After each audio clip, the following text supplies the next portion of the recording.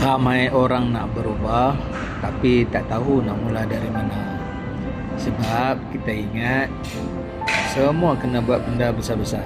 Padahal perubahan sebenar datang dari tindakan kecil yang dibuat setiap hari. Itulah misi. Misi ni bukan complicated. Misi ni adalah apa yang kau buat hari ini untuk dekatkan diri dengan hidup yang kau nak. So nak hidup lebih baik, mula dengan langkah kecil. Simpan sikit, belajar sikit, baiki diri sikit.